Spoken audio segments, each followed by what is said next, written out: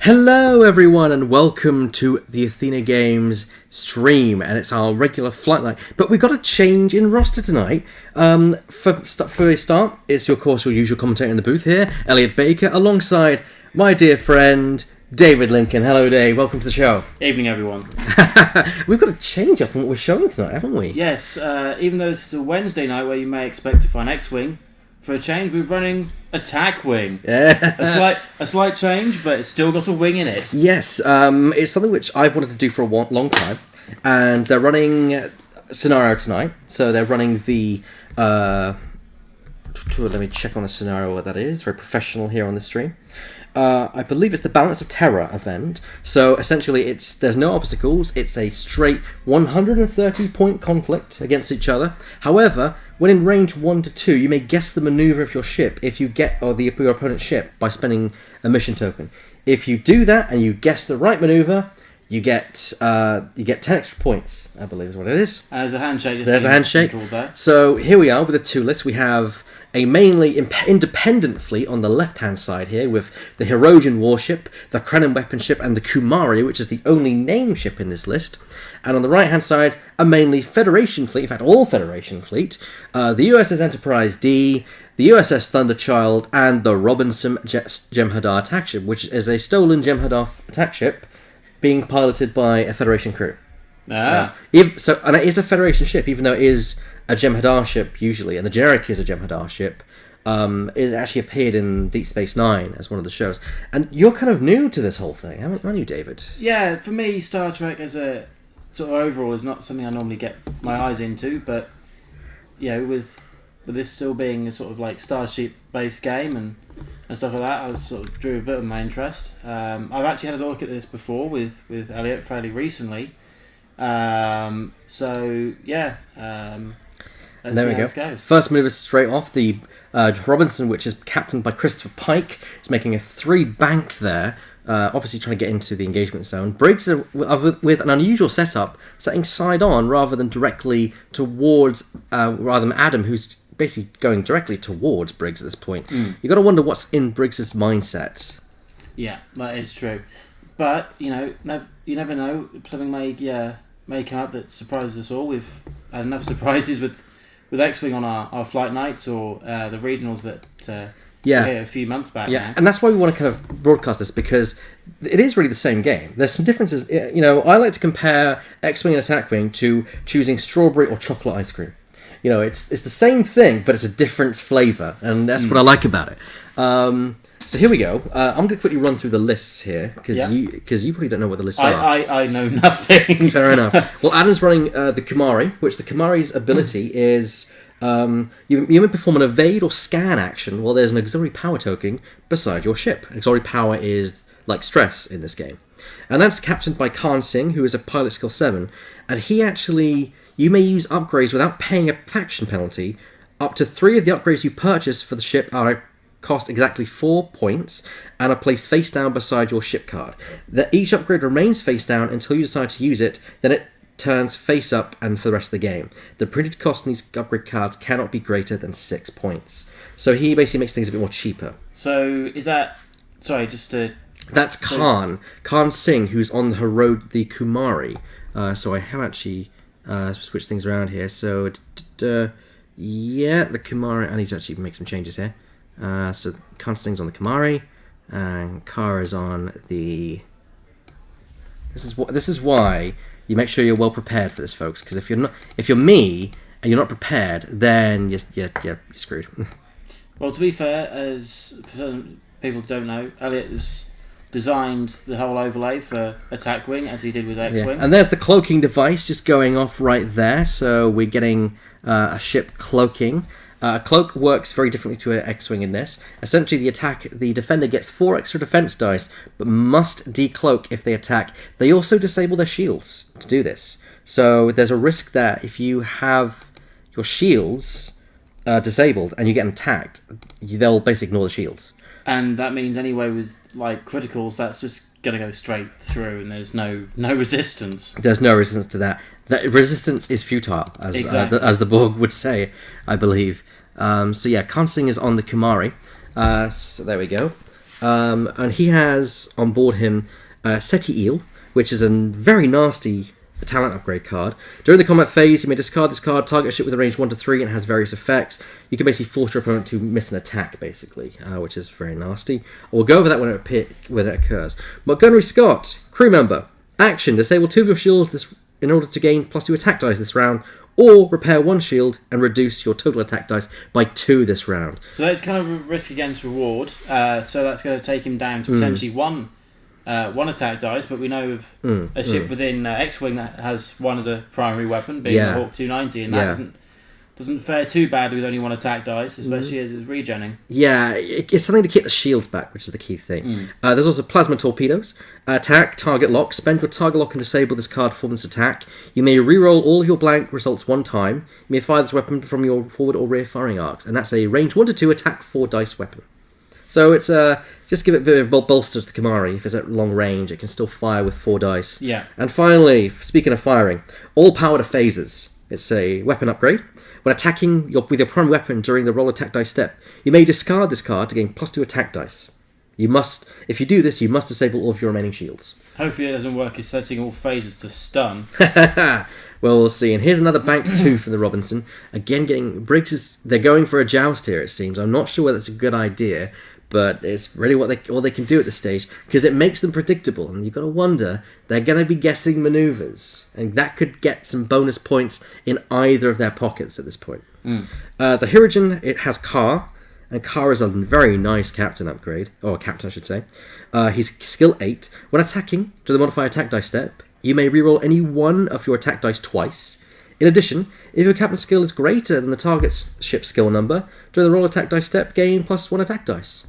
So it's going to work against the Robinson, but not necessarily against Picard and Kirk, because they are 9 compared to Car's 8 captain skill.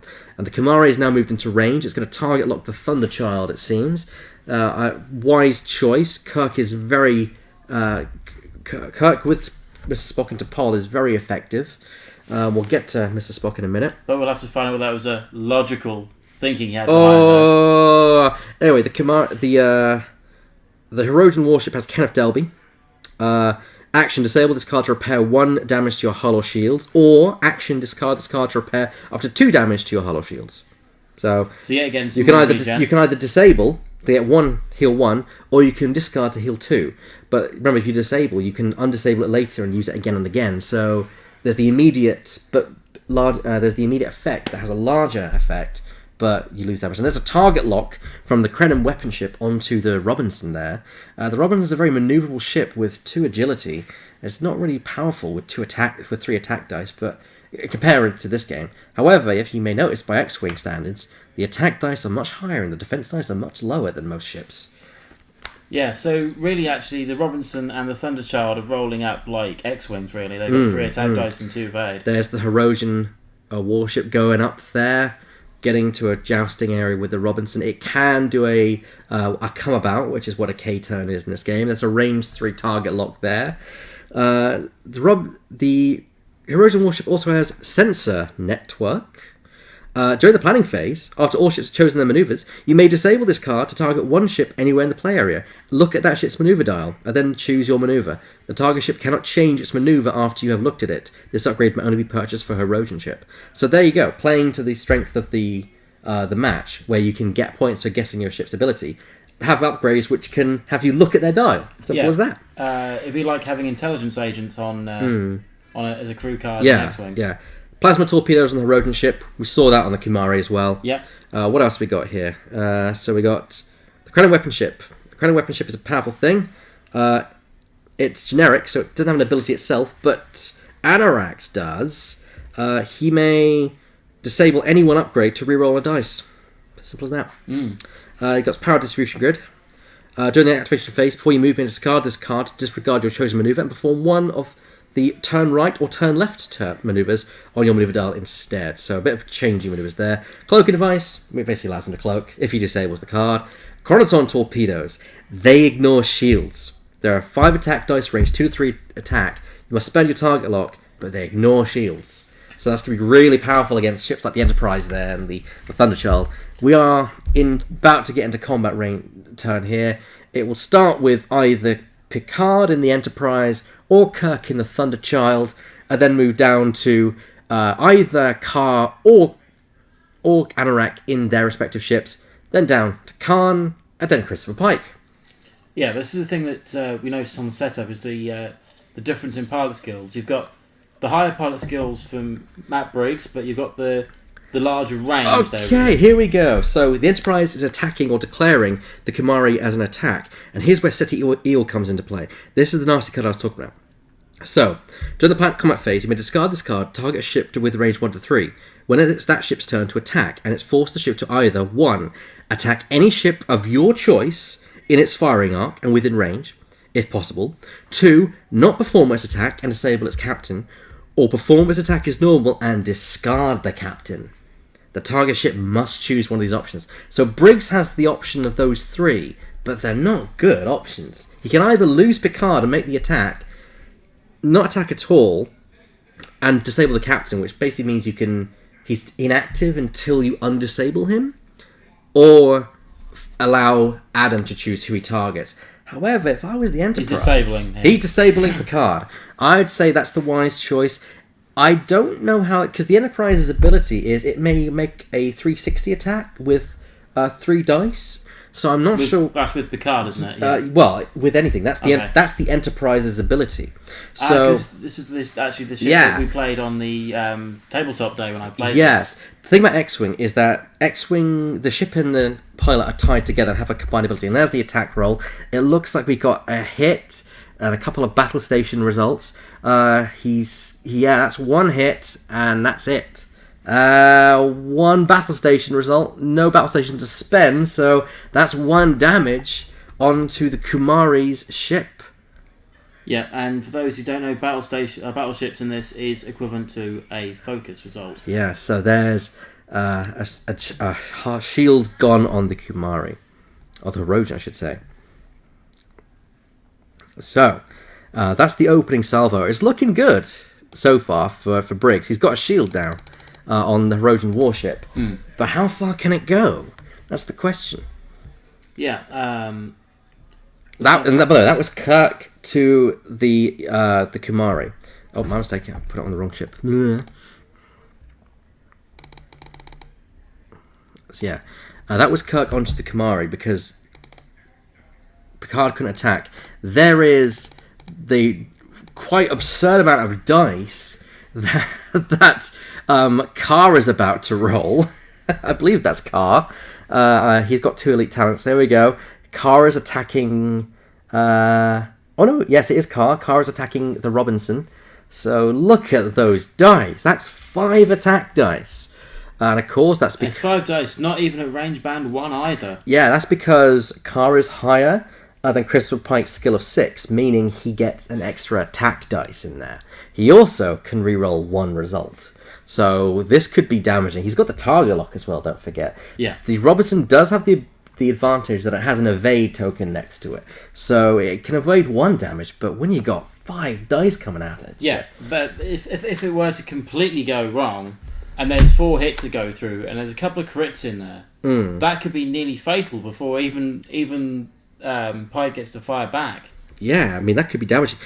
There is one advantage. The Robinson's ability is quite good. When defending, if you're hit and you don't already have a weapon warp core breach critical hit assigned to your ship, you may choose to ignore up to 3 damage being inflicted to your ship and suffer a warp core breach critical damage card. So basically, you exchange 3 damage for a warp core breach. Now, in X-Wing, direct hit is the worst crit card you can get. 2 hit, double hit. In this, it's the second worst. The worst is warp core breach. During the activation phase, you must roll a dice. If you roll a crit, your ship is destroyed. Doesn't matter how much hull shields you got left, your ship is just destroyed. Plain and simple. So there's a risk to that. You can negate 3 damage, but you run the risk of being destroyed if you roll that dice and roll up a crit. But if you're going to be destroyed anyway... Yeah, you might as well take it. It's like a second life. Yeah, and here we go. We have a query. There we go, yes. Who done the attack with that one? Seti Eel. It was Picard. Picard? Well, it's Picard who was cancelled. Who was disabled. Yes. Okay, thank you. Okay, so look at that. That is 3 hits, 2 battle station result. However, he gets 1 reroll, don't forget. So yeah, 3 hits and a battle stations. He's re-rolling 1 dice, see what he Just gone gets. off the camera. That's Looks another like battle another one. station, so he gets to roll it twice. There's a hit. There's the 4th hit. And that could be damaging for the Robinson. Yep, with only 2 evades, we know for a start, well, and the evade on that is at least getting 1 damage through. It's a question of the rest. Oh, that's a blank and a blank, I think that is, right there. He's pondering. He spends the evade token. Yeah, that's a double blank there, so it's only evaded 1, so he's taking 3, so that's bye-bye shields. Bye-bye Straight out the door. shields. Well, that's unfortunate. So there goes all the shields off the Robinson there and then. That's damaging. Because look at the comparison now. Kimari's lost 1 shield compared to the Robinson's 3. That's deadly. Right now, Effectively half its health has just gone straight out the block. Blap, gone. Right, here we go. The Kimari's now attacking, it seems. I don't know why the Kimari's attacking. I think the Robinson's attacking. Because the Kimari... Kimari's at 7, Yes, Robinson's at actually, 6. you're right. The Kimari would attack now, so you are correct. We are correct there, because the last attack was done by the Hirogen. So now the Kumari is attacking the Enterprise. So let's see where this goes. He's using power to phasers, so he's turning off all the shields. His shields are now turned off, and I'm gonna get rid of the shield to reflect that in this overlay. So the shields for now are bye-bye. But at the end phase, they will come back on. At least the 2 that weren't destroyed. So he gains +2 attack dice. But he turns off his shields. And you gotta wonder, that leaves the potential for Pike, if he were to survive the volley, to do some heavy damage to the Kimari. Yeah, I don't know why he did... Because if the Robinson has got a shot on Hirogen, the Kimari, why Adam didn't try to hit the Robinson back? Because they're going to both be able to shoot. Yes, that's the key thing. I wonder why this is going to happen. Briggs, there we go. Look at that. 6 dice. Don't know how, but he's got... Yeah, Kimari gets 3. I think 3, he's getting an extra 1 because of Khan and then power to phasers. Yes. It's very, very weird seeing so many dice roll. We used to like 3, 4, 5. 4 is the max. 5 is the max we can get in X-Wing because... no, it's not. Janels with the 5 dice, the advanced proton torpedoes. You are correct there, sir. However, that's still a very... It's an expensive way of doing it, but expensive it is and very, possible. very highly specific scenario. Or A-wings with proton rockets. Here we go. Adam's doing the Kimari to the Robinson. Let's see how this goes. Rolling it up. I think he's praying to the dice gods here, hoping he gets some lovely, lovely filled faces and not some blanks. Ding, ding, and there's a hit. No, look, quite... Hit, and our battle stations. That's 4 hits. If the Robinson doesn't evade at least 2 of these hits, it's dead. No, he's attacked with the Enterprise, remember? He's gone for the Enterprise. Of course he has. Yes. Yeah, he was better to go for the Enterprise. And there goes all of the Enterprise's shields in 1 volley. So whereas Adam's taken out 2 sets of shields... He could have destroyed the Robinson and avoided the attack back from it. I think that was a mistake on his part. The Kimari has a 180-degree firing arc at that front. He's got the arc to attack the Robinson. Oh, so he's like a YV666 in that regard then. Yes. Now it's the Robinson's turn to attack. And here's where Adam will start to punish. Because now the Robinson's going to have an attack on the Kimari. And don't forget, the Kimari shields are down because of all power to phasers. So this could be damaging. But just remember, he's got no natural reroll in that either, though. No, he hasn't. He's got no natural rerolls. Although, let's have a quick look and see what's on the Robinson. Worf allows you to reroll your entire attack roll. You must roll all your dice and keep the results of the second roll. So it's like a Han Solo, effectively. Yeah. There's 2 hits right there. And that's a battle stations. Nothing you can do with that. That's 2 hits right through the Kimari's shields. Past the shields, onto the hull. Yeah, what's going to look weird is the fact of its damage, and then now the shield's going to come back online.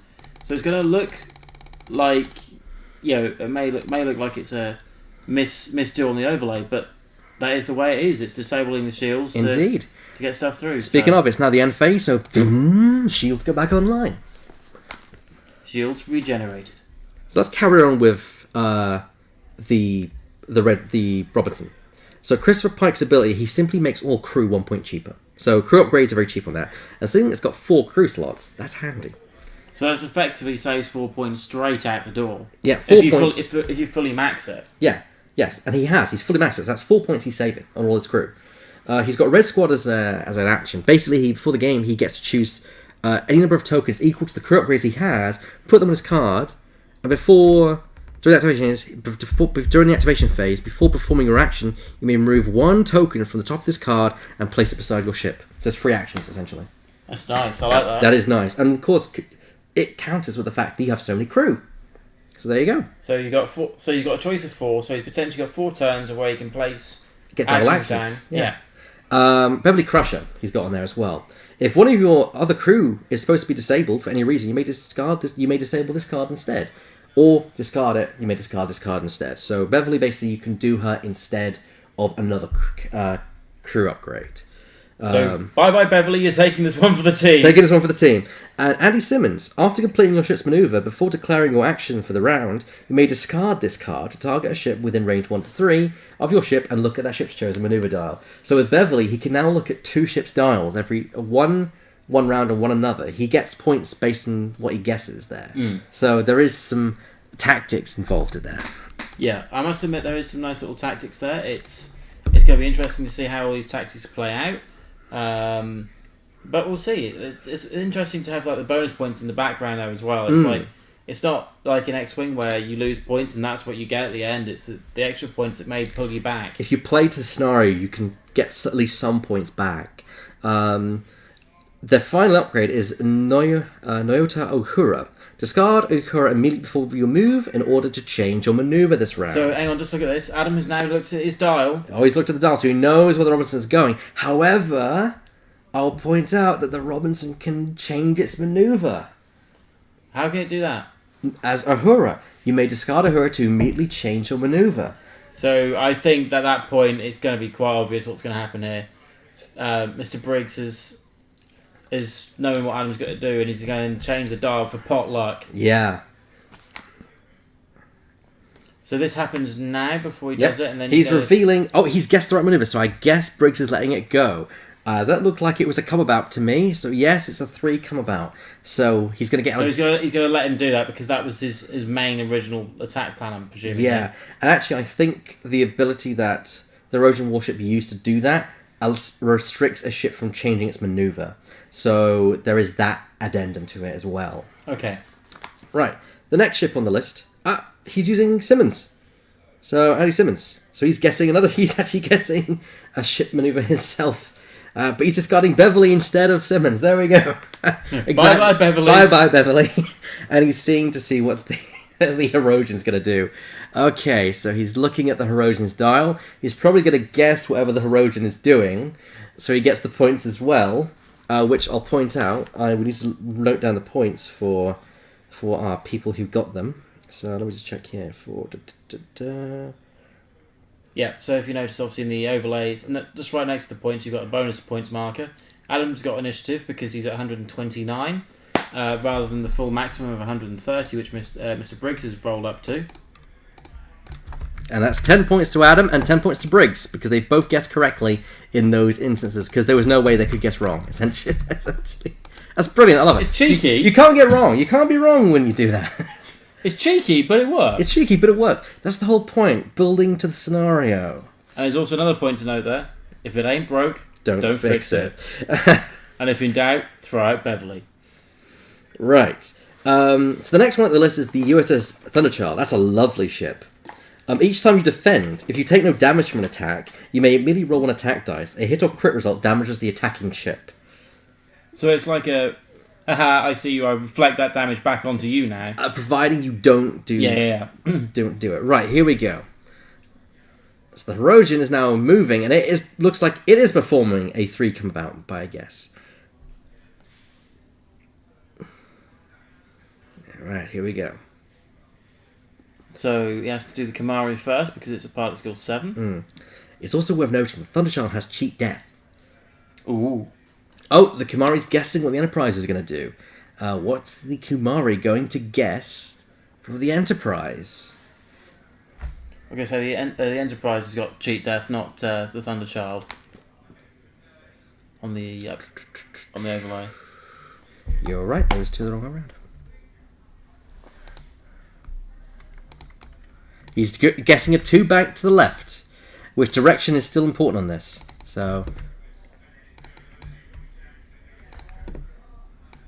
Ooh, I don't think it was. oh, nope. And that means that unfortunately the Kumari has to take an auxiliary power token. But there we go, the Enterprise is going to bump with the Kumari. Now here's where things are different for an X-Wing than Attack Wing. Because ships do still lose their action, but they can still attack each other if they are touching. So they can... So it's like having a ship with Zeb. Yes, exactly. The Enterprise has Johnny Picard, of course, Mr. Spock, and T'Pol. And Mr. Spock and T'Pol work on the scan token. When you have a scan token beside your ship, which means they roll one less attack dice. One less defense dice. Mr. Spock can turn all battle station results on attack to hits. Nice. He's a super battle stations basically. And there's the 2 bank for the Kumari, which may just make it, or is it going to bump the Thunderchild? I wonder. Oh, I'm not sure, but I think Briggs guessed correctly. It's a 3. It's a 3, so he did get it wrong. And, it's going to be a close one.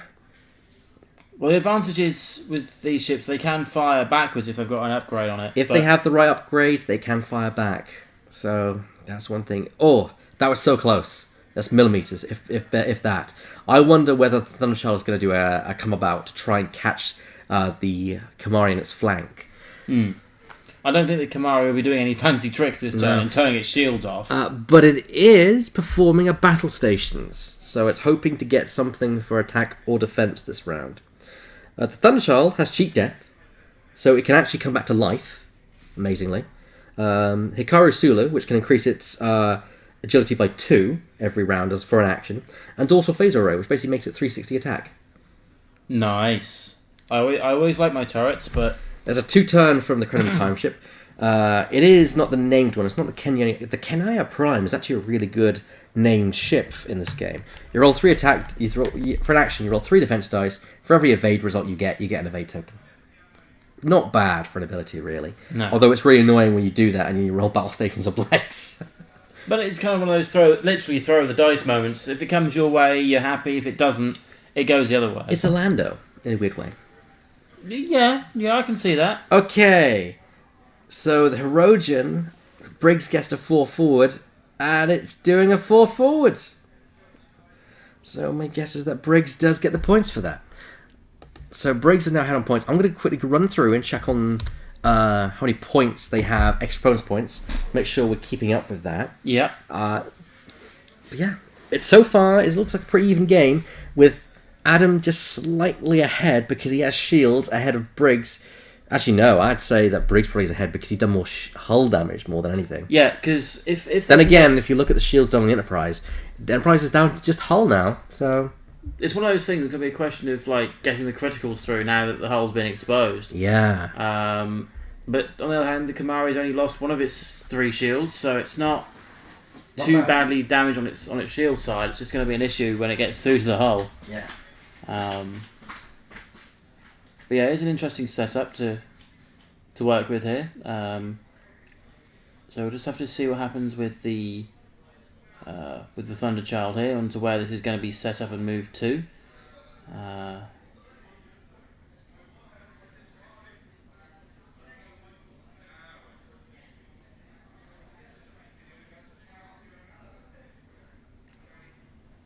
These 2 players actually, I used to play World of Warcraft TCG actually, and these 2, Adam and Matt Briggs, were 2 big members of the group. Adam still plays on a weekly basis, and I sort of drop in every now and again to play, playing for the old time's sake, really. But it's nice to see them playing something different.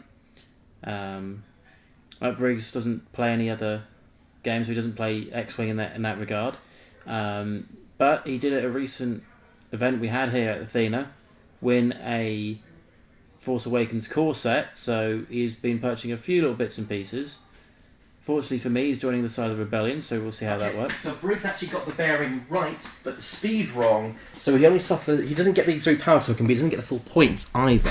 So he gets half points? You don't get half points. Essentially, because if you get it wrong, you have to suffer an auxiliary power token, which is a stress to your ship. Mm-hmm. So there's a danger there to guessing in a way. So you can't just guess willy-nilly. You have to think and know what your opponent is doing, really. Sometimes it's getting in your opponent's head. And the Thunder Child activates Hikaru Sulu, so it's now got 2 extra evade dice this round. Yeah, I noticed that actually at the start of the game in the first turn that you put those 2 dice out there. Yeah, so we did use that before. So those are the upgrades we've gone through. And it seems we've got an auxiliary power token being taken from the structural damage check resource. So I'm supposing it's going to be obviously for the Kumari here. Yeah, and so he's repairing the Kumari, but it means the Kumari is going to get an auxiliary power token next to it. That is a really interesting thing to do. I wonder, can he do that? No, just checking the rules here. At the end of each activation phase, so yes, he can still do that. So he can repair 1 damage to his hull or flip a critical face down. I think he elected to regen. So actually, again, they've healed the hull. So it's a back and forth tug at war at this point. Yep, I'd still probably say actually that Adam's got this advantage with the chances of possibly getting rid of the Robinson in this turn if things work out well for him. We've got to think of arcs. If you look, the Credum time ship doesn't have the Robinson arc, nor does the Hirogen ship. The Kumari, I think, might just have it with its 180-degree arc. Yeah. Have you got a rear arc on the... the Hirogen? The Kremen, the middle one there. Nope. That's the Hirogen. That's only a forward 90 arc. So this is actually a really good round for Briggs. He's only going to be attacked by the Kumari on the Robinson. The Robinson can still attack. The Enterprise can still attack because of its ability. Mm-hmm. And the Akira has dorsal weapons race, so we can attack 360 anyway. Well, so Briggs actually is in the perfect position this round to do some damage. And there we go. What is that there? I can't see because the light that blinds. Well, we'll find out in a minute. That's a battle station, is what it looks like. But battle stations to what? Let's see how many damage that is and to who. The Kumari takes its remaining shields off. No surprise there. And 1. It gets a damage card for good measure. Ouch. And yeah. It's got 2. But this is a critical. Oh, it's a critical. Oh, I think that's Warp Core Breach. That looks very wordy. I think that is Warp Core Breach. That could change things dramatically if the Kumari were to just be destroyed next round. So maybe if that is the case, it may be in Briggs' best interest not to attack it. Just focus on something else. And then see if the game folds his way. Yeah, that is a strategy I use often when I see Warp Core Breach come up. Just ignore that ship and hope that it gets destroyed. Because to be fair, if you're attacking hull, you're probably taking that down soon anyway. Why do extra? Let the card do its job, and try. And then if it doesn't, it's weak. It's weak anyway. So, however, thinking about it, he does have structural damage. So if he can survive a round, he can flip that face down for 2 auxiliary power tokens. Yes, that is a bit of a risk there, obviously, but... There is that risk, but it's a risk sometimes you have to take. Okay, that looks like a range 1 shot from the Robinson onto the Kumari, which actually it would be the Kumari first to attack, because it's skill 7. So it's Khan Singh versus the Robinson at range 1. That should be 4 attack dice coming from the Kumari. And there we go. 2 battle stations, 1 hit, and a blank. So the battle stations get spent for 2 hits extra, so that's 3 in total. And there goes the battle stations. Be more careful when lighting that out there. I don't know, that's a bit sloppy, isn't it? There we go. And the evade get rolled, and that looks like 1 evade there. Yep, that cancels that out. So the Thunderchild takes... Did he just roll 2? He rolled 2... the Robinson, yes. Robinson takes it. I think he's engaging the Robinson's ability.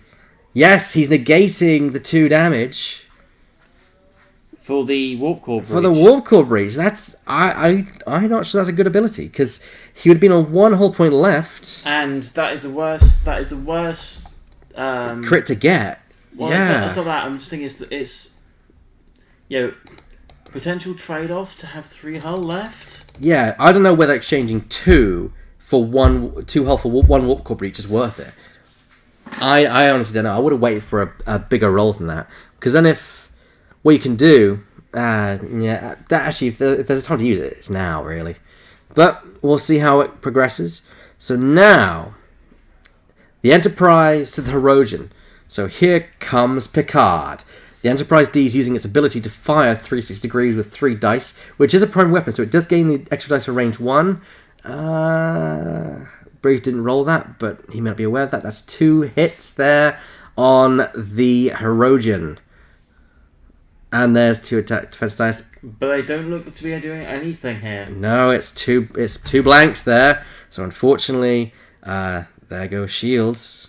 Oh, I think shields have already been taken. Yes, he did declare the right target, Adam. So you lose shields off there. There we go. There goes 2 shields off the Herodian warship.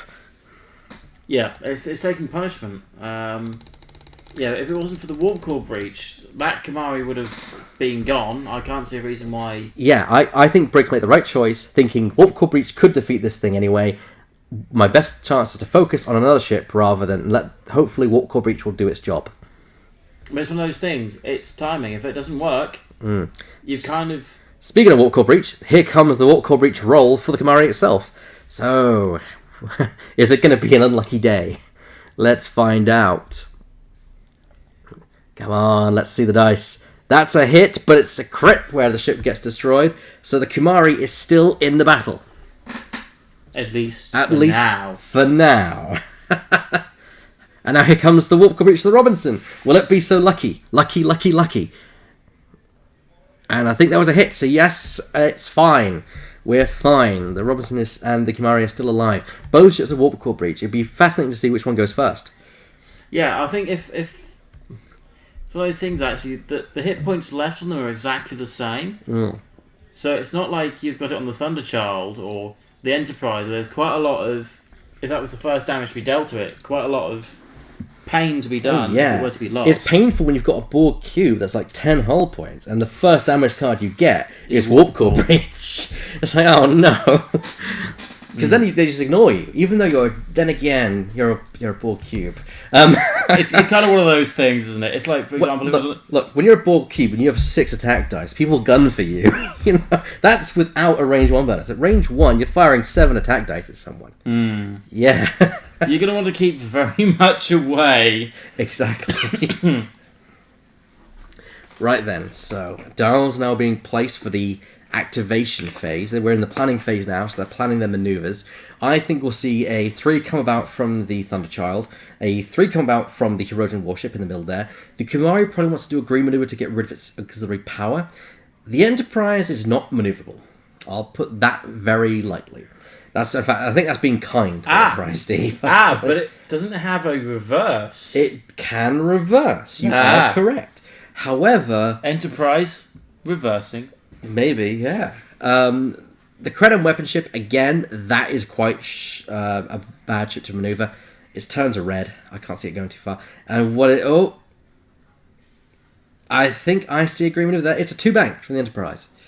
At least with the Enterprise, you do have a 360-degree primary because of your native ability. So there is that. So that's like having a K-Wing, effectively. Yes. But a better K-Wing, because it's a 3 attack dice primary. Picard is now undisabled, so Picard is now able to do his second action if he were to... no, Briggs has missed the activation area for that. So unless he catches up immediately before the next ship reveals its dial... No, he's missed it, so Picard's second action does not... Hang on, he hasn't still turned it. Adam just moved it the other side. Oh, okay, we may still have it. Is Briggs debating what to do?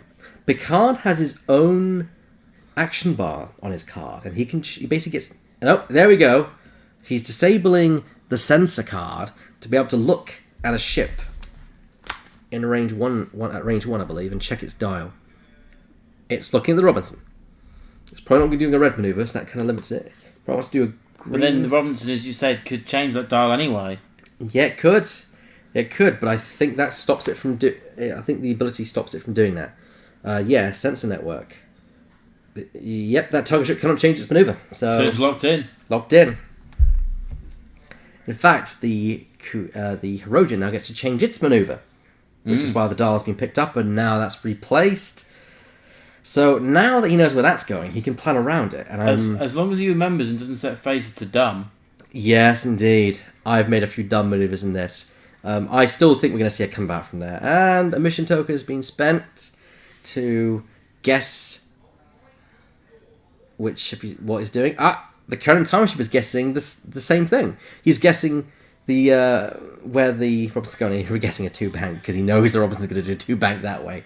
Okay. Well, there we go. Oh, what a surprise! 2-bank, correct. So there we go. This is just cheeky points. Yeah, but that's what this game's all about. It's about cheeky points. Points are points at the end of the day. And what do points mean? Prizes! Oh dear. Sometimes I question how synced we are at times. Yeah, now the question is, what is the Kimari doing? Because if it does a 1-bank, it may collide. He's guessing... Briggs is discarding Andrew Simmons again. He can't discard Beverly. But Beverly's long gone. He's long gone, but he's looking to see where the Hirogen is going. So he now knows where that's going and can accurately guess where that's going. And which is great, because in the position he's in, both the Robinson and the Thunderchild can guess, and maybe even the Enterprise, if it's not too far out of range. Ooh. Oh, I think the Robinson is guessing what the Kimari is doing.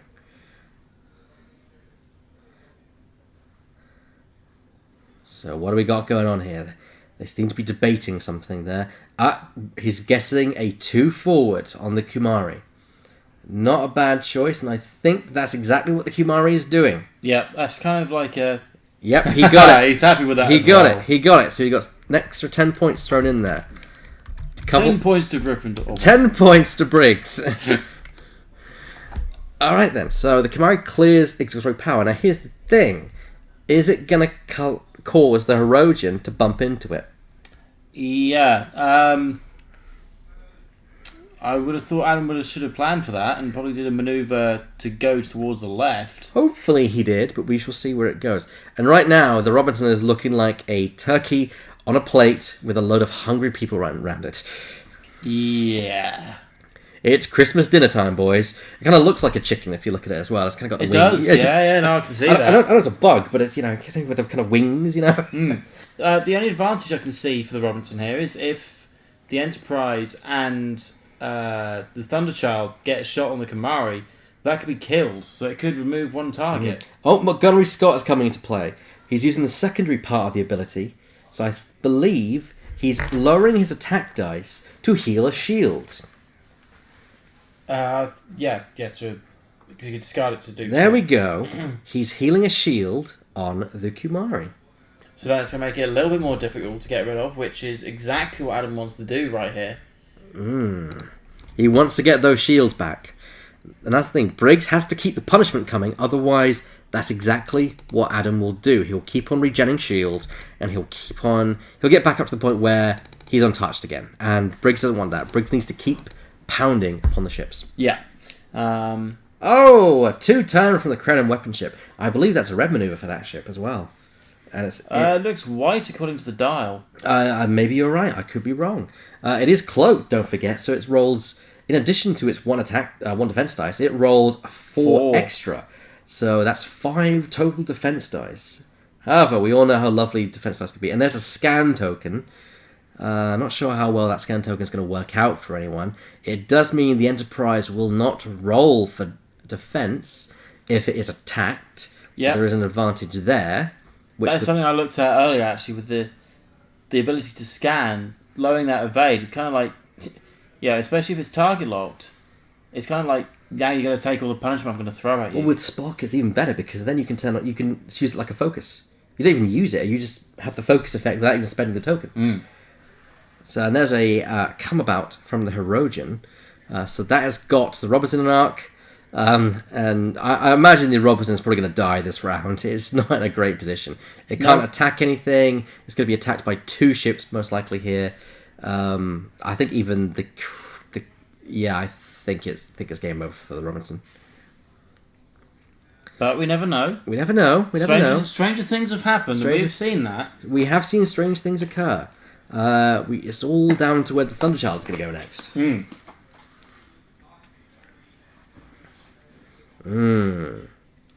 So is that Adam taking a pot shot at guessing where this is going? Yeah, he's going to see if he can guess where the Thunderchild is going. For a cheeky extra 10 points. He's guessing a 2 come about. But unfortunately, he doesn't have a 2 come about. That is really nasty of Adam. He should have really looked at what that thing can do, because it can't do a 2 come about. It's doing a 2 bank to the left, which is green for it. No, a 1 bank. It's a 1 bank to the left, which put it just in front of the Enterprise. To be honest with you, Elliot, if I was in that position, I would have probably called a manoeuvre to the left, knowing the way the Enterprise was coming around. Indeed. However, you also want to get that thing in the game quickly, meaning a come about is a great option. However, it doesn't need to get things in arc. It's got dorsal phaser array. It can attack 360. It's exactly what a ship with no turnabout or come about or... there we go again. Hikaru Sulu activates, giving it 2 extra evade dice this round. Don't forget that if it evades the entire attack, it gets 1 dice as a counterattack against the enemy ship. So it's like strength in numbers there. Which, in a way, it's also nice to kind of say, you don't want to attack this, you want to attack something else. Which leaves the Thunderchild unscathed, and the Thunderchild is not to be messed with. No. Okay, 360 attack from the Enterprise D coming up right now. It looks like a range 2 shot on the Krenim time ship, or weapon ship, I should say. That looks like 1 hit in there. It's something, it may do something. Let's see how well it does. Hit against 5 dice. Probably not a lot. But if it does land, that's 1 through the shields. Yeah, that is a good point. There's 1 evade in there. Yeah, but look at all those blanks, though. All those battleships as well. Well, battle stations can't be done by the Krenim weapon ship. Oh, as an action, they can't... No, they can't do battle stations. Only Federation ships can really do battle stations. Okay, it's now time for the I think it's the Thunderchild to do this next. Yes, 3 attack dice, 4 hits on the Krenim weapon ship. 1 evade. That's 2 through the shield. Bow wow. So the left one there, number 2. Shields are down, I'll point out. And its hull now suffers 2 directly to its hull. Ouch. That's the danger with cloaking in this game. You can cloak, but you risk the damage going right to your shields. Unlike in X-Wing, where you can cloak, have all your evades, have all your shields, have all your hull, which is what made the TIE Phantom really impressive. Yeah, really impressive. And there's the card as you saw. The shields are still there. They're not destroyed. They're just turned off because the ship is cloaked. It is worth mentioning that because the Krenim weapon ship did attack, or will attack most likely, it will have to decloak at the end of this round. Which then means its shields will come back online. Yes, although he can immediately decloak for his maneuver, unless he's blocked next round, which would be a strategic thing for Briggs to do. Okay, it looks like the Krenim weapon ship is going for the Enterprise. Wise choice. With a scan token, it means the Enterprise rolling no dice against the defense. And with 5 hit points left, there's a chance some criticals in there. A critical could destroy the Enterprise outright. He's going for the... Oh, no, he's measuring to see which one he'd rather attack. And I think it's ranged human, no matter where he fires, go for the Enterprise. That's what I would do. No point shooting at the Thunderchild. It's got so many defense dice. Go for the ship that is... I smell blood in the water for the Enterprise. I do as well. So, getting rid of that... Oh! Is that all hits? That's all hits on the Enterprise. 1, a 2, a 3, and that's a crit, actually. Oh, warp core breach. Another crit. What's that? Is it direct hit? I think I saw direct hit. No, it's communications failure. So it's now working as Captain Skill 0, I believe. Incredible. So the Enterprise has now just been It's just on crippled. one hull. It's been crippled by a volley from the Krenim weapon ship. On one hull, it could potentially be destroyed at the end of this turn as well with a warp core breach. It could, yeah.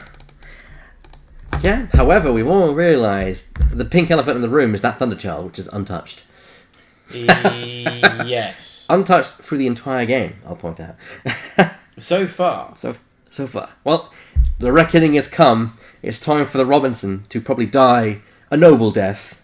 Well, to be fair, it has done stuff. It's not like it's gone out without dealing any damage. Yeah, but it's a noble death. It's still a loss that you don't want at the end of the day. And especially now with the whole complete change of the Enterprise nearly being out, Robinson potentially out now as well. It swings things comfortably in Adam's favour.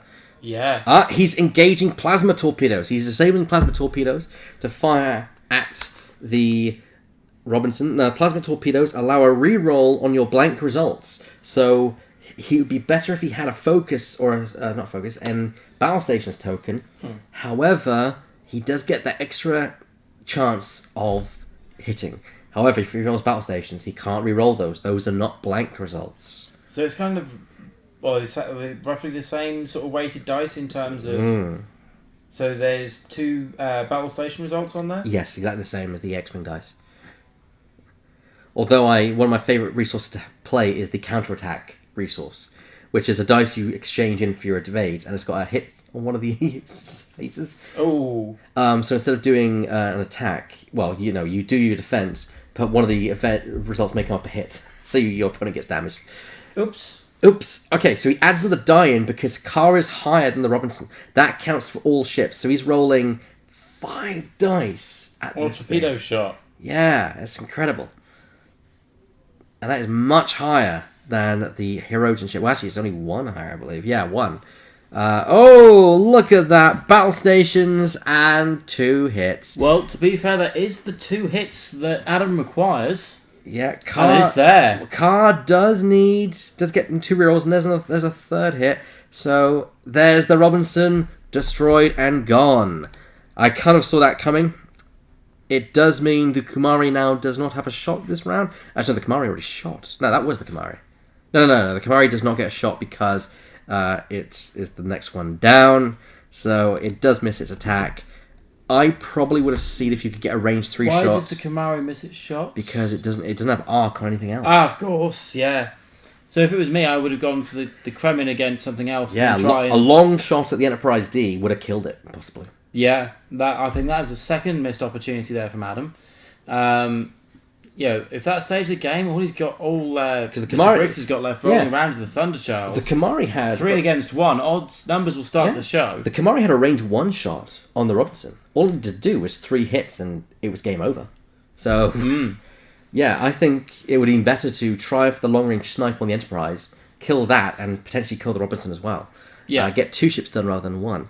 But that is incredible. But to be fair, the Kumari only had 3, it'd be a range 1, so it'd have been 4.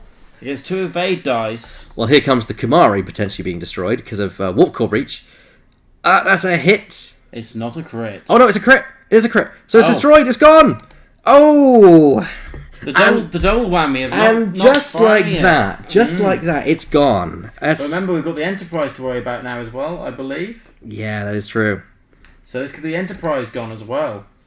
Let's see. That looks okay. So that looks good to me too. It limps on for another turn. Limps on is probably the exact wording I would use. I think what Adam's advantage here is he's got 2 ships on pretty nice amount of health here. He's repairing a hull on the Crown Weapon ship to make sure that thing keeps alive for a bit longer. Yeah. The only problem is, again, this turn there's going to be 2 shots coming in. But if next turn, because the shields can now come back online, because he did attack with the Kremen ships, the shields now should come back online. That is true. So it's 2 very tanky ships against 1 limping Enterprise and a Thunderchild. So this game is still very much swung in Adam's favour. But that all could change. That could all change. All it's going to take is another warp core breach on one of the cards, and for that ship to be destroyed, to completely then change the whole reflection of the game again. This game has been ebbing and flowing from the start. It's been back and forth, and I love games like that. I like it when games are close. I don't like it when you're just tabled. That's a really demoralizing thing. I mean, I know it's great from a competitive point of view that you're in a You want to get as many points, points as possible. But it's not a great experience for your opponent, in my opinion. I've been on the both ends of the tabling, and it's not fun. Sometimes, like I've been tabled quite a lot. It's not fun. I've tabled other people quite a bit as well. That in itself is not fun because you feel like it was quite a one-sided competition. But then sometimes it may be the luck of the dice, and there's nothing you can do about the luck of the dice. If it's completely flowing in your direction, there's nothing you can do. Or completely against your opponent. Like, they could hit all day, but if they're not evading, they're going to die eventually. Eventually, they will die. That is the one thing I'm finding out playing the Ghost quite a lot in X-Wing. With no evades on it, it's just going to soak whatever damage it comes through, unless at range bound 3 or behind an obstacle, and they're not using a secondary weapon. So.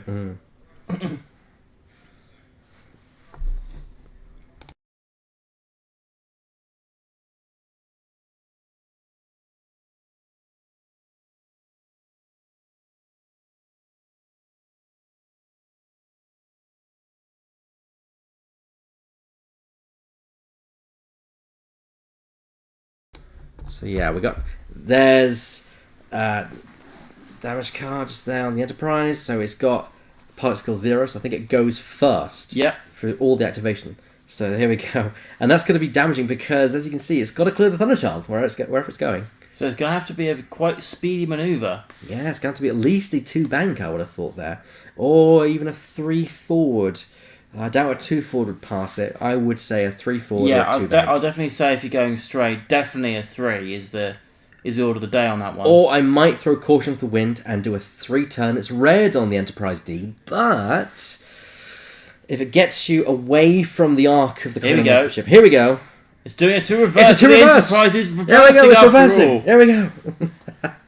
It gets auxiliary power token, which is annoying because Picard does not get the benefit of 2 actions, which is his big thing. But he might have completely taken Adam by surprise there. Time will tell. Time will tell where it goes. Yes, because now this is the point actually now where arcs are going to matter. Arcs are going to matter. If the Enterprise is out of arc, it can fire all day and not to worry about the time ship or the Herodian warship at all. Yeah, this is the thing though.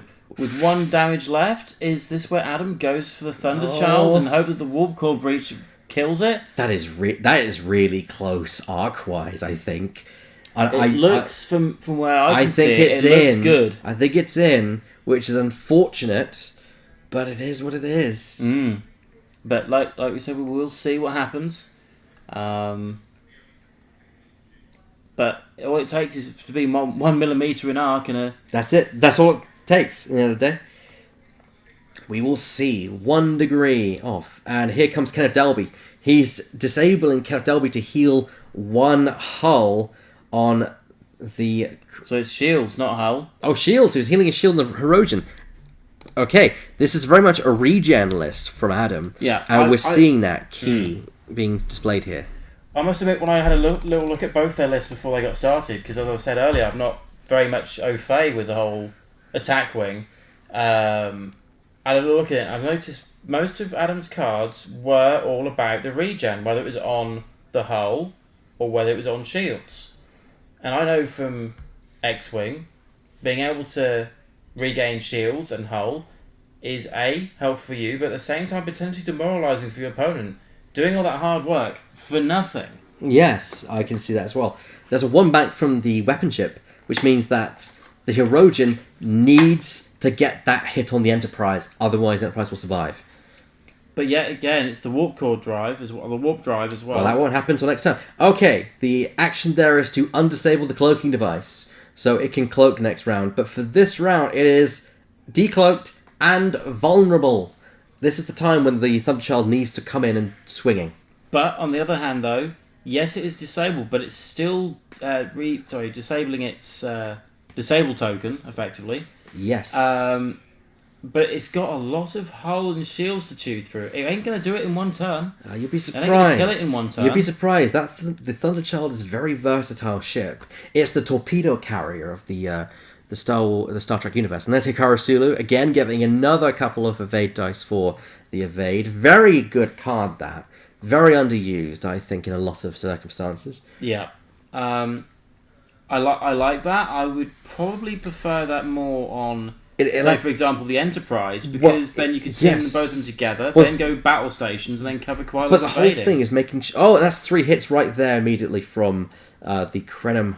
From James T. Kirk onto the Krenim weapon ship. So we know at least there's going to be at least 2 shields gone on the Kremen. Yeah, and there's an evade dice, and that's a battle station. Battle station, so that is all of them gone again. And that is crucial. Again, it was the same the first time. That is crucial, because now it cannot cloak. He did exactly what that ship needed to do, and took out the shield, so now it cannot cloak. It is now stuck with its 1 defense dice, and that means it's now vulnerable heavily to attack over the next couple of rounds. Yeah. If the Enterprise can get a swinging attack on that, I'd say this is starting to swing back into Briggs' favour. But yeah, again, remember that because of the pilot skill this time, the Enterprise is going last, not at its second, or it tied with the Thunderchild. Yeah, and this is a good point here. Carr, who is on the Herodian warship, does get the extra attack dice because of being higher skill than Picard in this instance. Yes, because it's now down to 0. So, and I believe there's a couple of hits in there. I believe I see 2 hits and maybe a blank. Oh, he's got Carr. I think he's realised that he well, to be fair, it's dead anyway. There's nothing much you can do on the Enterprise there. I think it's pretty much dead for the poor Enterprise. I think that attack was actually against the Thunderchild, though. Because it came from the Kremen. Oh, okay. Yes, he's disabling a card there. I believe that's power circulation grid. Power distribution grid, my apologies. Let's see what that is. Krenim time ship. Power distribution grid. During the activation phase, you may move before you... Oh, that's completely different. So, yeah. So he's just rewinding that? Yeah, he's rewinding it because he's realised he can't do anything. So, actually, no, yeah. That's entirely different. Yeah, there we go. So, there's 2 attacks. He's re-rolling the entire thing. He's spending the target lock, which he has. Oh! Look at that. Painful. Oh, and that's blanks as well. I see blanks. There's one. There's one. That's all its shields got. Not even a battle stations. There's all its shields and a hull point. Okay, now this is devastating. That's hurting. And that looks like a... Oh, I can't see what that is, but it doesn't look good, whatever it is. Definitely not a warp core breach. That would be a much longer wording if it was warp core breach. So all the remaining shields are gone on the Thunderchild, and it gets a crit to the hull. Ouch. Ouch. The ironic thing here being, that was the first shot against it, and now it's got no shields. Yeah, the thing about the Thunderchild is that... and here we go, this is the shot against the Enterprise, hopefully trying to kill it off. I think this is it. 2 or 3, I can't really tell. I think that's 2. I don't think it's going to be 3. I think it's a bit too close to each other 3. And there's an extra dice for Carr's ability. So all we need here is to see 2 hits. And there's 2 hits. Yeah, there's 3 hits even. There goes the Enterprise. Boom. The Enterprise has been destroyed. So between the 2 ships that Adam's got left here, it's going to be more of a gang up now. So I wouldn't be surprised if the Herodian comes in with a bank or a harder maneuver towards I agree. towards the edge. He needs to play intelligent and smart because the arcs are very small on those ships. He needs to use the fact he can fire 360 to his advantage. So do both of them have 360 or is it just one? Only the Thunderchild does. The other 2 have an arc. So it's turret against arc here. It's turret against arc here. So Briggs needs to use the 360 attack of his ship and utilise it well to make sure that he doesn't get attacked, yet they do. And I think Hikaru Sulu is useful, but he's not being that great in this game. I do think maybe combining that with the Enterprise with Kirk.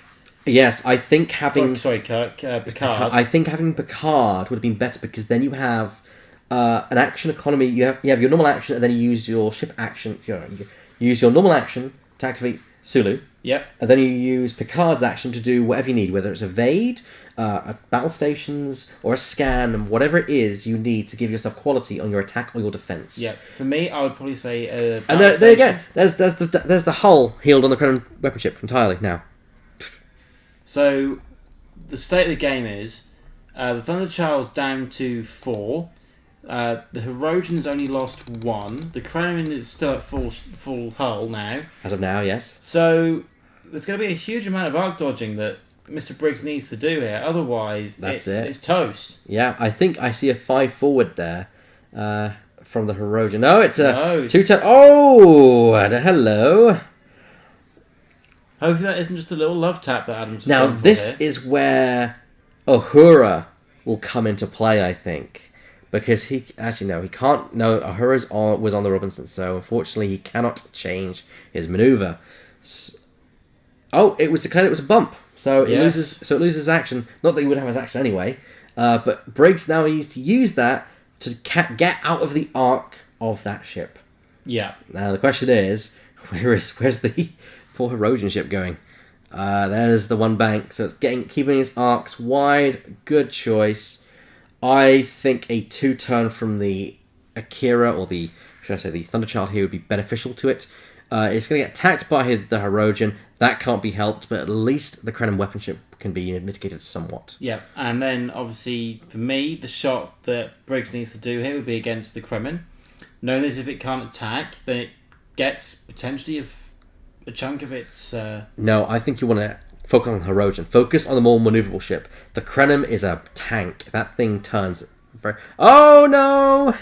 He tried to be smart and outmaneuver the Kremen weapon ship. Unfortunately, because it crashed into him, he ended up going right into its firing arc. However, he's got range on the Herodian ship at least. He may be at range, he may be even out of range for the weapon the Kremen, the Herodian warship. Yeah. Dorsal phaser array. Of course, James T. Kirk fires first. So here we go. Let's see what happens here. 4 dice against Kremen weapon ship. Closest target. 1 hit, battle stations, 2 hits, battle stations, and a blank. Not really great. That's what I'm saying. You're missing your quality on those dice. And we know from the last game we had, one of the last games we had streamed on here, which was my focus looping list. Having that action economy really helps. It does. And this game has come up to 15 minutes left, so we're on the clock here, as it were. So there we go. That's 2 damage onto the Kremen weapon ship. So Briggs is doing something, but it could be worse. He's re-rolling. He's actually cancelling 1 result. So what happened there is that Anorax can disable an upgrade to re-roll a dice, and he disabled his upgrade to allow himself to re-roll the defense dice, which, in his defense, actually granted him an extra hull point at the end because he got an evade result. So and being able to do that, I think at this point is trying to deny Matt Briggs the opportunity to try and get through. A long range 3 shot there. That is literally about as far as you can go with being in range. So that's an extra dice for the Thunderchild. So that's going to be 5 dice from the Thunderchild. Yeah, but is it enough? Is it going to be enough? Should be 5. I can only see Matt Briggs pick up 4 here. I saw him pick up an extra 1 there. I'll just quickly check that because they are made. You don't have to roll the range bonuses. Actually, I think you must roll the range bonuses. Yeah, because you'd have to. Yeah. Why would you not? Is the question really? Unless there was a do not take your range bonus. Okay. Whoa! 3 blanks right there, and he can't re-roll them because James T. Kirk is a higher skill. Actually, no, he can re-roll 1 because of Carr. He can just get extra 1. Battle stations. But he gets re-rolled twice. There we go. He may have changed dice partway through the middle of that, but okay. Now, Sulu gets 1 free conversion on battle stations to evade, so he evades 1, but he takes 1 damage. But he only rolled 4 dice. It should have been 5. Go and tell him that you should have rolled another 1. Unless, obviously, that crit knocked him down 1. Maybe, but tell him. There we go. So, this is really going badly for Briggs. I don't see Briggs lasting that much longer in this fight. It could be all curtains. All it takes is 1 more round of shooting for either of Adam's ships to catch him in arc, and it's game over. But that's the question, because Briggs is in a great position. He could go right, or he could go left. Which way will he go, and which way will he try and psych Adam into going? Because Adam's got 2 ships, but 1 is closer than the other. So... Yes, it is indeed structural damage, which reduces agility by 1. Okay, well... So that would sort of just clarify the fact he only rolled 4 dice here, rather than the 5 that he would have normally normally rolled. Yeah, and there we go. Oh, what a Oh. what a pansy roll! There's just like slip. All the evades now. On the blank result, you get all the evades. Typical. Oh, but the Thundershock gets to return fire. Because it evaded the attack. So it gets to roll 1 dice on a hit or crit. It actually does damage. It does a Does. damage. There we go. Nice. Nice. That is brilliant. So it actually does the damage, and the ship can't evade the attack. It just happens. So now that's where Sulu comes into play. That is where Sulu is useful. So that is another hit on the Krenim weapon ship. Okay, Briggs may start to pull this back now.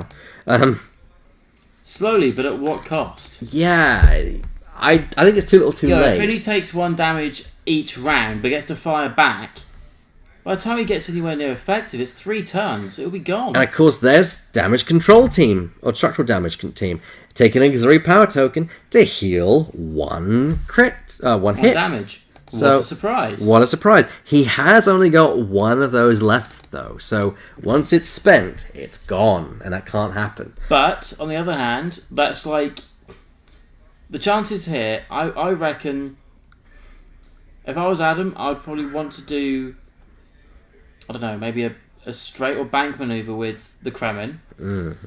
Maybe do a bank maneuver as well with Hirogen, but Thing is, Briggs can utilize the fact that the Krenim weapon ship probably is going to do a green maneuver to clear its auxiliary power, and also is not going to get his actions because it's got 2 auxiliary power. But which way is Briggs going to go? He's going left. That's exactly the way I wouldn't have gone. I would have turned right. Hang on, no, because pilot skill 9, or sorry, captain skill. Yeah. So slight mistake. Do you know what? I think he may have done it. Adam thought he was going to turn right, and Briggs has fooled him. He's going left, meaning he'll avoid the Krenim, but can he avoid the Hirogen? So it's in Adam's favour here to probably have gone straight. We'll find out in a second. Now, Briggs, reveal your maneuver and... Well, no, still got the Kremen. That is both, true. No, both the captains still yeah, late. that's right. The Hirogen's yet to move. So let's see where that's going to go. Ooh, this is getting to a really tense moment in the game. It's I love games like this. It's brilliant, and I think that's a forward maneuver there. So covering. Oh no! Adam may be being caught with his trousers down at this point. I don't think going as a hard maneuver was ever on, whether you went right or we went left. Yep, that's the thing. I definitely think it was either straight or at the very least a bank maneuver there. If I was in Adam's shoes, I would have had one cover... A turn to the right, a turn to the right, one turn to the left. Because you don't know where he's going to go. He's 50-50 chance. Cover your arcs, as they say.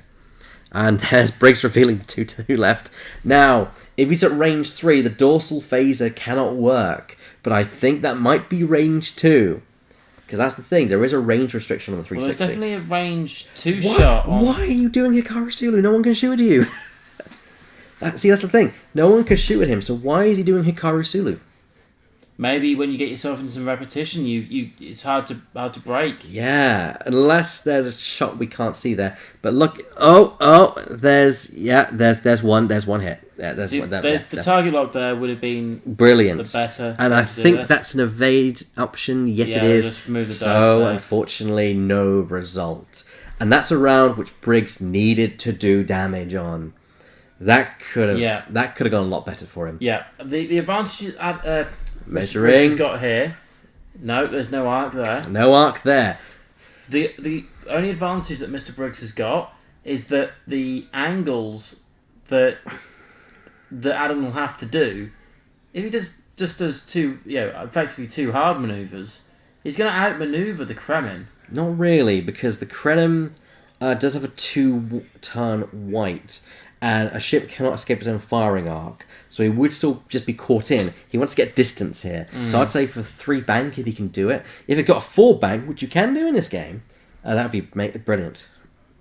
The only thing is here is, obviously, because I don't know what the angles are like on a 4 bank, where it would end up. 2 and 3 banks I can visualise because Yeah, just imagine it's the next progression along. So it's a very wide turn actually. so it's a very sort of shallow but far distance turn really. Yeah. Come on, guys. You've got 5 minutes left on the clock, which is not being visualised tonight, but will in the future. We're just doing a pilot episode, as it were, tonight, which that's why the overlay is not spick and span. I mean, it's the finalised efforts, but everything's not on the right layer and everything. Yeah. We hope to finish that next week. Yeah, so this is like episode -1. It's the pilot, as I said. It's a test video. Right, here we go. They have moved the board a little bit. We'll compensate for that. We can still see everything. Yep. So the Krennin's probably going to turn left. The Erosion's going to turn left. So the Erosion's not probably get a shot. He wants to kill the Krenin. Yeah, I think that's going to be Mr. Briggs's big aim here. Whether we'll get to see that visualised, we'll wait and see. Come on, Kirk, you can do it. Oh, I wonder. Is that Briggs guessing? I think that is Briggs guessing. I think no, because he cleared the X3 power. So he did a 2 bank. He did a one bank. I would have thought Adam would try and catch the Thunderchild and disregard the action, because now he's not going to be able to attack the Thunderchild. It's not going to stay there. So it is what it is, though. I would actually come about with the Hirogen, just so it kind of has a bit of a wider arc towards the other side of the board. Yeah, and if it were to come about, you got a turn in between this now, so you could then just go straight. Just keep on going straight, and it eventually would meet the Thunderchild at some point. Box it in is what you want to do. This has become a game of manoeuvring, which is what I love about this game. And I think that's actually quite a hard turn. I think it's a 2 turn there. No, it's a 3. Wow.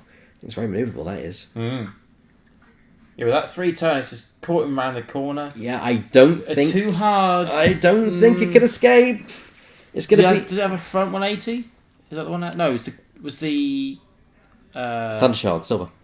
No, there was one ship that had the 180 front arc. That was the Kumari. That's Yes. since had its demise. I do remember seeing one, so it was just a question of remembering which one Which one it was? Okay, here we go. Oh, hello! It's a red maneuver. Oh, he's done a come about, and that's caught him in the arc of possibly the Krenim. But I think he may have range on the Hirogen. And that is the thing. If he can evade the shot that comes in... Yeah, but he's got an auxiliary power token. He can't do Sulu. He is now vulnerable. And that may be the last mistake Briggs makes of this game.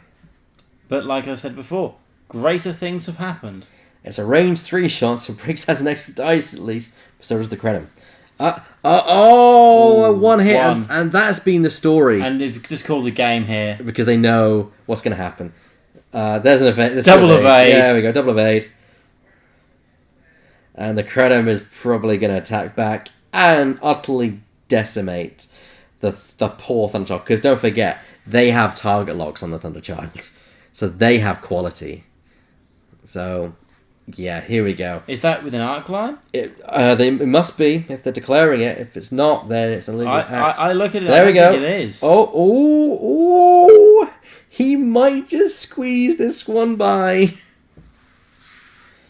Adam's shaking his head as if it's like, oh no. No, it's not. Oh, I think he might live to fight another day. Just barely. Thing is, I do know that Adams is a bent range ruler, so it could be. And that's not a euphemism. I have seen it before, so I know you weren't lying. That's one of those things. If one of them had a laser, they could just use the laser pointer. I find lasers very highly inaccurate, personally. That's just me. I think they've declared out of range for the Thunderchild. And the Erosion. It's back to dials. The Thunderchild survives for one more round. Yeah, and that's what it's going to last for. Yeah, because it's now boxed into a corner. It can't escape. It needs to do a green maneuver to lose its stress. Adam could use it to his advantage. Do hard maneuvers potentially with both of them, or maybe a bank with the Hirogen. The only thing which could save him, I think. Oh, and there we go. And the Krenim again heals. It's Hull with its last auxiliary power. What a surprise. And like I said, this is where it gets demoralising. That one attack that went through last turn has now just been completely eradicated. That's the thing. You need to make sure you're doing more than one attack, and that's the problem with having Sulu on a ship, which you can't get action economy on, because you can't get the quality on your dice. You can't get target lock, you can't get battle stations. That means when you roll the dice, you're risking the dice just falling where they will. I mean, if you have something which disabled just to re-roll, which there are some cards which can do that, the problem is there's not a lot of crew on the Thunderchild. So yes. But it is an interesting match going on here. I do think the Thunderchild is in a dire strait with only 3 hull left against the regenerating Herodian warship and the Krenim weapon ship, which the Herodian's only barely touched. And it looks like it's barely been touched. Yeah. The amount of regen that Adam's been doing in this game. Yeah, and it's too much at this point. Briggs, as soon as he saw regen was a thing, he should have been denying actions, doing whatever he could to make sure that he stopped. It was the unfortunate thing that one turn when the Robinson was looking down and out, and it was, that the Enterprise then went looking down and out as well at the same time. It was like lost 2 ships in one blow. Unfortunately, that's the way it tends to go in this game. And there's the Undisable right there and then on the Krenim weapon ship, which that looks like the power distribution grid, all the Chronoton torpedoes, to give it a bit more extra punch. Of course, they only have the upgrades there to allow Anorax the chance to reroll his dice, which again provides the quality.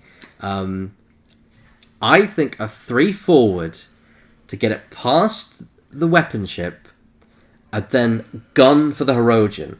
You got to kill it in one volley. I don't know how you do it, but if you can do it, you'd avoid it because Kirk will fire before the Herodian. So here we go. And there's a 3. Oh, and they'd be at range 1 if he were to get past the Krenim as well. So there you go. Let's see where this goes. Come on, Briggsy. Bring it home. Well, bring it home in one piece is more the point. Yeah, indeed. It's about 10-15 minutes left in the round. 10 minutes. So here we go. That was Mr. Turner just joining us in the booth briefly. And we have a scan token. Oh, hello. So that means there's one less defense for the Thunderchild. What a tactic by Adam, knowing that he's against the base defense of Thunderchild, wanting to mitigate he's gone straight. That. He's gone one straight. Oh no! He's been caught in the web that is the firing arcs. So if it was me, I would, if I was Adam, your first shot, just get the Herodian out the way. Because with the -1 on there, it's going to be, okay, yes, rolling 3 because of Hikaru Sulu, but I don't think Sulu can save it, personally. No, and all it needs to do is get 1 or 2 through, then you've got a range band 1 shot. And bear in mind that both of Adam's ships have target lock. Yeah, the quality's there. The quality's there, whereas Briggs does not have that. He's going for the Krenim weapon ship. I'd say it's better to go for the Herodian. Oh! Where was that earlier? Where was that roll earlier? And there's the blank. Is there any crits in there? Is that just straight hits? I believe that's straight hits. There's he's disabling the upgrade to get Anorax to re-roll 1. So he's going to make probably 1. Well, we'll see. If he gets a successful roll, he doesn't. So that's it. That's 4. He's probably in a huff right now. And I'm like, why are you in a huff? Yes, yeah. You nearly got this 1, man.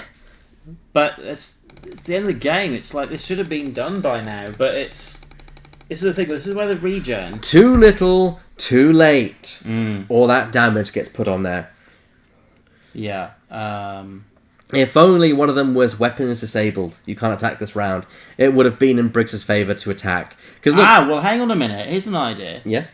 If Adam attacks with the Krenim first, and the attack is evaded, and that were to deal a critical, that could see the end of the Krenim. So it's not all over yet. Yeah, it's not all over yet. But like I said, if me as Adam here, have the Herodian attack first and try and kill it before even Briggs gets a chance attacking the Krenim. Yeah. Potentially attacking back at the Krenim. Yeah, well, it can return fire on either ship. But the Krenim is the one that definitely Briggs would want to return fire on because of the potential for the crit and the direct hit, which we've not seen So yet. here actually is the declaration from the heroic. Actually, hang on, no, because it's a -1 agility anyway. Yeah. So this is actually the shot from the Krenim. So here we go. Let's see which the Krenim's got. I see battle stations. I see a hit. Well, anything He's here is going to go. spending the target locked. That was, with just one hit left, and well. Actually, I can see one. There you go. Hit, crit. There's Hit, at least triple. one going through here. That's There's one, two. two. Because of Sulu, a hit The and a hit's a crit go crit. through. If it's direct hit, the Thunderchild is dead. But then it's still potentially dead anyway from the next attack that comes in. What is it? What is it? Or is it double crit? It was double crit.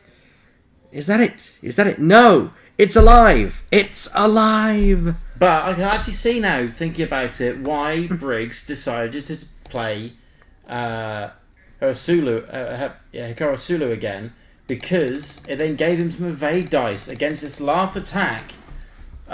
Which it saved him. You have to say that. Well, no, this is the attack I'm now thinking of. The shot from the Hirogen. 6 dice, man. Scan, but it would be scanning, so it would lose 1, so it would take whatever was throwing its way. But 6 dice at range 1. Range 1. Mm. Dang it.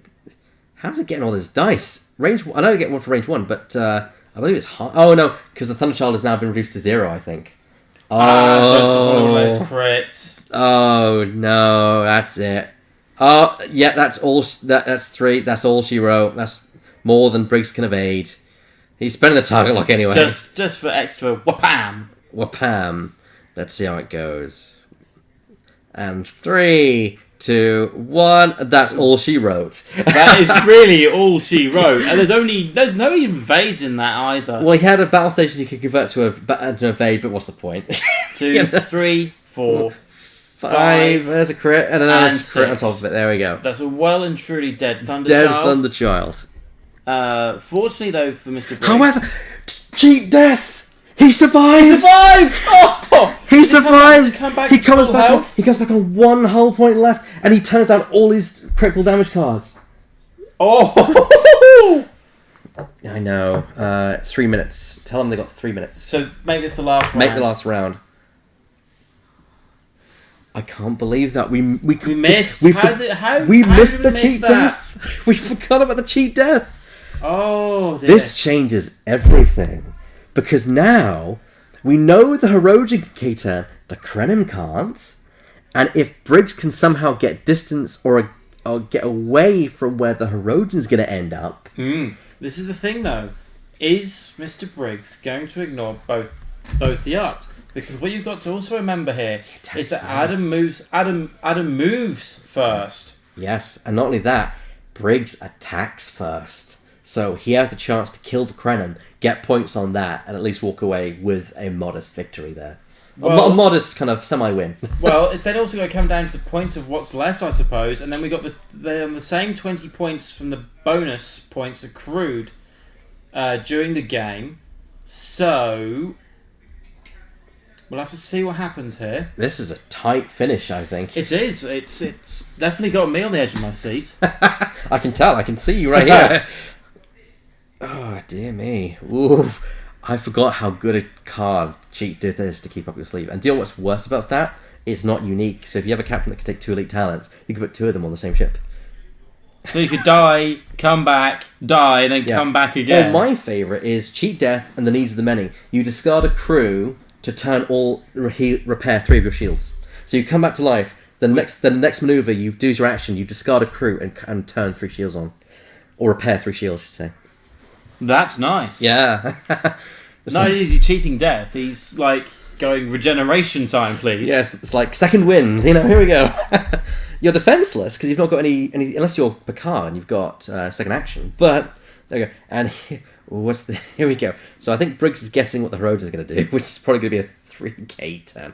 Sorry, a 3 come about. Yeah, there he is, guessing the come about. And If it is, then that ain't gonna make it. So maybe. Oh my goodness! I actually think Adam's gone for a 1 forward. yes. If Briggs come about, he will not be worried about who attacks him because he won't be attacked. No. And that's good because he can't do an action after come about because it's a red maneuver. But on the other hand, with the attack dice that's going to go on at range band 1, potentially on the Krenim. And here's the thing: I think Adam may have turned into the he has. At this point, Briggs probably wants to do a 2 forward. Actually, why come about? Just do a 2 forward. Even a one bank would now even suffice. Yeah, because you've got tossed weapons array. You don't need to worry about arcs. Exactly, and I was saying a one bank would put it now literally right in the gap between those two ships. The Krenim weapon ship did turn a bit more than it should have, but we'll let Adam off for that one. Well, to be fair, it wouldn't make any difference to where the suiting is anyway. It might, in which case I would probably go in there and quickly fix that, but we'll get to that in a minute. But the thing is, it is a few degrees, but every degree makes a difference. It counts. That's the difference. It could be the difference between having something in arc and not. Right, so what has Briggs pulled out of the hat this time? He's been playing a few magic tricks this game. He definitely has. Hang on. He's so guessing Adam's wrecking a 3 come about. Let's see. No, it is. It is. No. Oh, has he gone off the? No, he's not. I don't believe it. I don't believe it. Oh, hang on. No, this is really, really tight. I think his game is over. He's off. And that is the thing. We could just see it by millimeters, and that was enough. Smart move, though. He knew it was the final round. If he was off, he would have lost anyway. He knew he was going to lose. So it was like a last roll of dice, effectively. Yeah. To work out where he could get a good shot off. A 3 K-tone would have been called. So being given out an extra 10 points for nothing. It's been a really insightful game from the start to the finish. I'm glad that I've had a chance to see it from this side rather than being on the table. We've got to go, but before we close up, I want to get your opinion because you're kind of new to the Attack Wing thing. What did you think, like watching that and what you've played and understand of Attack Wing? What do you think of it coming from an X-Wing player? Well, I think as you could tell from the start, I was a bit hesitant on what I was thinking and what I was feeling about it. But as the game progressed, I could start to see the tactics that were getting evolved and being able to start to call some realistic possibilities. I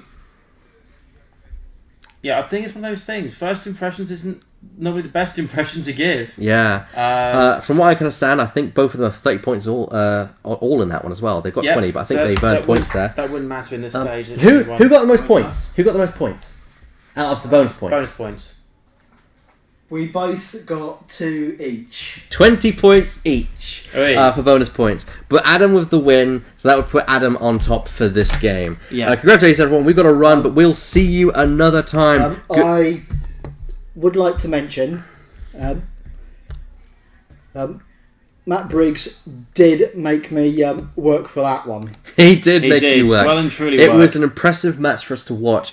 And we'll be back next time. Not sure when we're going to get Attack Wing streamed again. Hoping we've got an X-Wing tournament coming up on the 3rd of September. That's a week on Saturday. We hope to see you there. Maybe we'll do an X-Wing stream next week. Not sure. We'll see how it works out. Anyway, guys, I've been Elliot Baker. I've been David Lincoln. Good night.